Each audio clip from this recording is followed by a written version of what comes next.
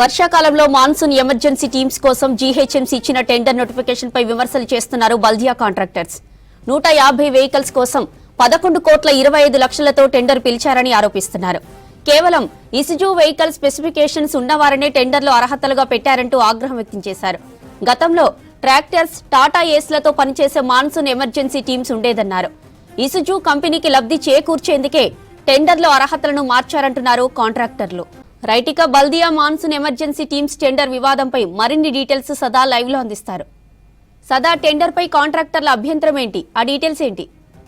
Monsoon emergency teams కోసం GHMC పిలుస్తున్న tenders వివాదంగా మారుతుంది. యాక్చువల్గా ఈ జూన్ నుంచి మాన్సూన్ వస్తుంది కాబట్టి ఎమర్జెన్సీ టీమ్స్ మొత్తం జీహెచ్ఎంసీలో ఉన్నటువంటి 150 డివిజన్లకు గాను మొత్తం 150 వెహికల్స్ను హైర్ చేసుకుంటుంది. సో వీళ్ళు ఏం చేస్తారంటే ఆ వెహికల్స్ ద్వారా ఎక్కడైతే ఇటు వాటర్ లాగింగ్ పాయింట్స్లో నీళ్ళు ఆగిపోయినా, లేకపోతే ఎక్కడైనా చెట్లు పడిపోయినా, లేకపోతే ఎక్కడైనా చెత్తా చెదారంతో వాటర్ వెళ్ళకపోయినా, డ్రైన్లోకి వెళ్ళకపోయినా ఈ టీమ్స్ డైరెక్ట్గా అక్కడికి వెళ్ళి ఈ వెహికల్స్ ద్వారా అందులో పనిచేసే వాళ్ళు అక్కడ మొత్తం వాటర్ని క్లియర్ చేయడం కానీ, చెట్లను కొట్టేయడం కానీ చేస్తారు. సో ఇదంతా కూడా మాన్సూన్ సీజన్లో జరుగుతుంది. అయితే గతంలో ఏం చేశారంటే, గతంలో ఈ జిహెచ్ఎంసీలో ఉన్నటువంటి సర్టిఫైడ్ ఏజెన్సీలు, సర్టిఫైడ్ కాంట్రాక్టర్స్ ఇందులో కాంట్రాక్ట్ వేసుకోవడానికి అవకాశం ఉండేది.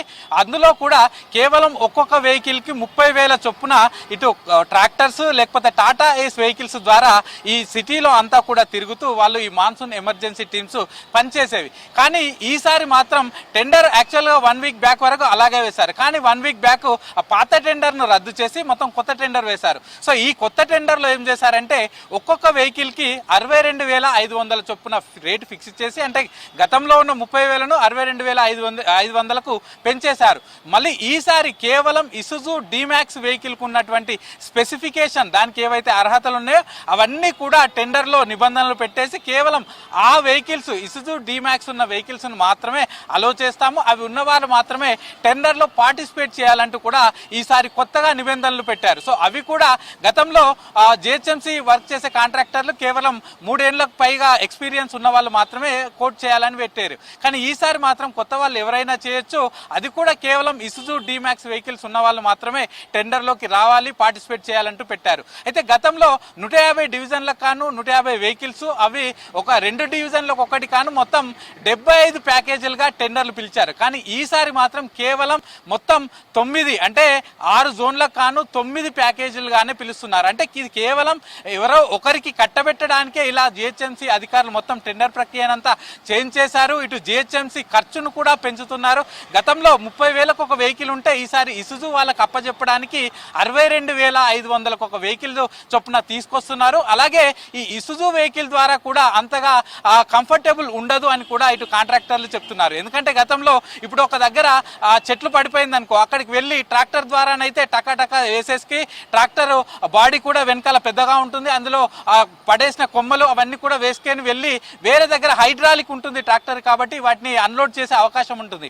కానీ ఈ ఇసుజు డిమాక్స్ వెహికల్ కి అన్లోడింగ్ ఉండదు. ఇది కేవలం 4.5 ఫీట్ ఇంటూ 5 ఫీట్ లెంత్ మాత్రమే ఉంటుంది దీని బాడీ కానీ, డెక్ కానీ. సో అందులో ఎక్కువ పట్టదు.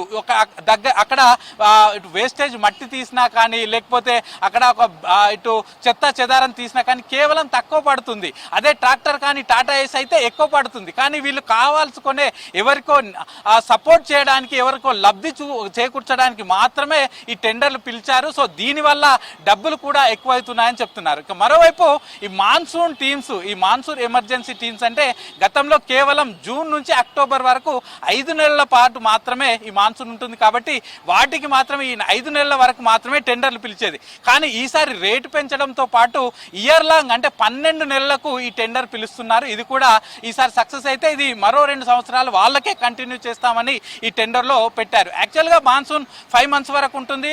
జూన్లో స్టార్ట్ అయ్యే వర్షాలు అక్టోబర్ వరకు ఉంటాయి. అప్పుడప్పుడు ఎక్కడ ఇబ్బంది అయితే అప్పుడు వచ్చి ఈ మాన్సూన్ ఎమర్జెన్సీ టీమ్స్ పనిచేయాలి. కానీ అక్టోబర్ తర్వాత ఈ మాన్సూన్ ఎమర్జెన్సీ టీమ్స్ ఏం పని చేస్తాయి? మామూలుగా అయితే ఒక్క వెహికల్కి 62,500, అలాగే 150 వెహికల్స్. దీనికి 5 నెలలకు కేవలం 4,60,00,000 ఖర్చు మాత్రమే అవుతుంది. సో గతంలో ఇలాగే టెండర్ వేశారు, కానీ ఈసారి మొత్తం 12 నెలలకు గాను టెండర్ వేసి 11,25,00,000కు ఈ కాంట్రాక్టర్లకు అప్పచెప్పడానికి ఈ బల్దియా సిద్ధమైంది. సో మాన్సూన్ అయిపోయిన తర్వాత, అక్టోబర్ అయిపోయిన తర్వాత ఈ మాన్సూన్ ఎమర్జెన్సీ టీమ్స్ ఏం పని చేస్తాయి, వాళ్ళకి ఏం సంబంధం, తర్వాత ఖాళీగా కూర్చోబెట్టి వాళ్ళకు ప్రతి నెల డబ్బులు ఇవ్వడం, ఇదంతా కూడా ప్రజల సొమ్మును వాళ్ళకు కట్టబెట్టడం తప్ప ఏమీ ఉండదంటూ కూడా విమర్శలు వస్తున్నాయి. ఇదంతా కూడా వివాదాస్పదం అవుతుంది. సో ఈ టెండర్ ప్రక్రియ రేపటితోటి క్లోజ్ అవ్వనుంది. సో రేపటి వరకు కేవలం ఇసుజు డిమాక్స్ వెహికల్ ఉన్న వాళ్ళు మాత్రమే వచ్చి టెండర్ వేసుకోవాలని చెప్తున్నారు. సో ఒకవేళ కాంట్రాక్టర్లు ఇసుజు డిమాక్స్ వెహికల్స్ తీసుకొని ఇప్పటిప్పుడు టెండర్ వేద్దామంటే వాళ్ళు సడన్ గా వెళ్ళి ఇసుజు కంపెనీకి వెళ్ళి వాళ్ళ షోరూమ్ దగ్గరికి వెళ్ళి వెహికల్ కావాలన్నా కూడా ఇప్పటిప్పుడు ఇవ్వరు. అంటే ఆల్రెడీ దీన్ని ప్రీ ప్లానెడ్ గా ఇసుజు వెహికల్స్ ఉన్న వారికి వాళ్ళకి కట్టబెట్టడానికి మాత్రమే ఈ టెండర్ వేశారనే విమర్శలు చాలా వరకు వస్తున్నాయి.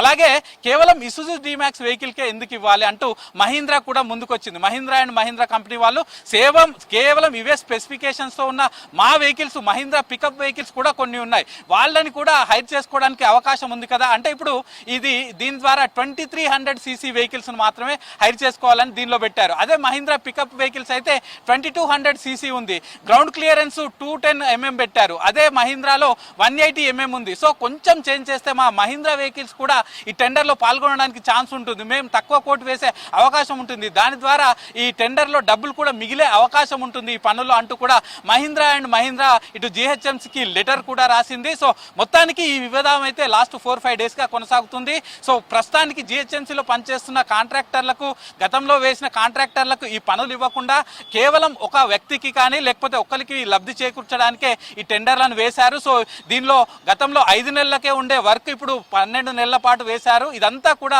పూర్తిగా వివాదంగా మారుతుంది. ఇది ఎవరో ఒకరికి లబ్ధి చేకూర్చడానికి మాత్రం ఇదంతా జరుగుతుందంటూ కూడా జిహెచ్ఎంసీ కాంట్రాక్టర్లు చెప్తున్నారు. సో రేపటి వరకు ఈ టెండర్ వేసుకునే ఛాన్స్ ఉంది. సో ఈ వివాదం సందర్భంగా రేపటి వరకు ఏమైనా చేంజ్ చేస్తారా లేకపోతే అధికారులు ఇలాగే కంటిన్యూ చేస్తారా అనేది వేచి చూడాలి జ్యోతి.